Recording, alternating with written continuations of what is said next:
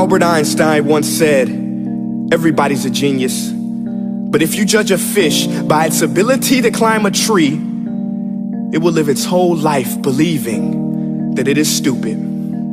Ladies and gentlemen of the jury, today on trial we have modern day schooling. Glad you could come. Not only does he make fish climb trees, but also makes them climb down and do a 10-mile run. Tell me, school, are you proud of the things you've done? Turning millions of people into robots, do you find that fun? Do you realize how many kids relate to that fish swimming upstream in class, never finding their gifts, thinking they are stupid, believing they are useless? Well, the time has come, no more excuses. I call school to the stand and accuse him of killing creativity, individuality, and being intellectually abusive. He's an ancient institution that has outlived his usage. So, Your Honor, this concludes my opening statement, and if I may present the evidence of my case, I will prove it. Proceed. Exhibit A. Here's a modern day phone. Recognize it? Here's a phone from 150 years ago. Big difference, right? Stay with me. Here's a car from today, and here's a car from 150 years ago. Big difference, right? Well, get this. Here's a classroom of today, and here's a class we used 150 years ago. Now, ain't that a shame? In literally more than a century, nothing has changed. Yet you claim to prepare students for the future? But with evidence like that, I must ask, do you prepare students for the future or the past? I did a background check on you and let the record show that you were made to train people to work in factories, which explains why you put students in straight rows, nice and neat, tell them sit still, raise your hand if you want to speak, give them a short break to eat, and for 8 hours a day, tell them what to think. Oh, and make them compete to get an A letter which determines product quality, hence grade A of meat. I get it. Back then, times were different. We all have a past. I myself am no Gandhi. But today, we don't need to make robot zombies. The world has progressed. And now we need people who think creatively, innovatively, critically, independently, with the ability to connect. See, every scientist will tell you that no two brains are the same. And every parent with 2 or more children will confirm that claim.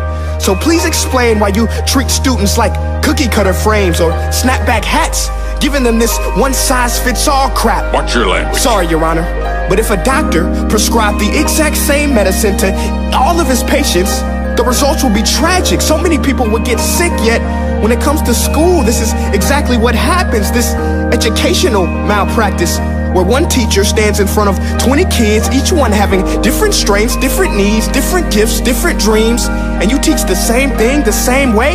That's horrific. Ladies and gentlemen, the defendant should not be acquitted. This may be one of the worst criminal offenses ever to be committed. And let's mention the way you treat your employees. Objection. Overruled. I want to hear this. It's a shame. I mean, teachers have the most important job on the planet, yet they're underpaid?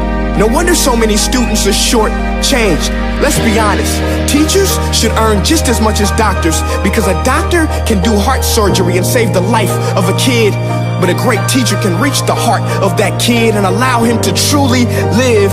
See, teachers are heroes that often get blamed, but they're not the problem. They work in a system without many options or rights. Curriculums are created by policymakers, most of which have never taught a day in their life. Just obsessed with standardized tests. They think bubbling in a multiple choice question will determine success. That's outlandish. In fact, these tests are too cruel to be used and should be abandoned, but don't take my word for it. Take Frederick J. Kelly, the man who invented standardized testing, who said, and I quote, "These tests are too cruel to be used and should be abandoned." Ladies and gentlemen of the jury, if we continue down this road, the results will be lethal. I don't have much faith in school, but I do have faith in people. And if we can customize healthcare, cars, and Facebook pages, then it is our duty to do the same for education, to upgrade it, change it, do away with school spirit, because that's useless. Unless we're working to bring the spirit out of each and every student, that should be our task. No more Common Core. Instead, let's reach the core of every heart in every class. Sure, math is important, but no more than art or dance. Let's give every gift an equal chance. I know this sounds like a dream, but countries like Finland are doing impressive things. They have shorter school days, teachers make a decent wage, homework is non-existent, and they focus on collaboration instead of competition. But here's the kicker, boys and girls. Their educational system outperforms every other country in the world. Other places like Singapore are succeeding rapidly. Schools like Montessori, programs like Khan Academy. There is no single solution, but let's get moving.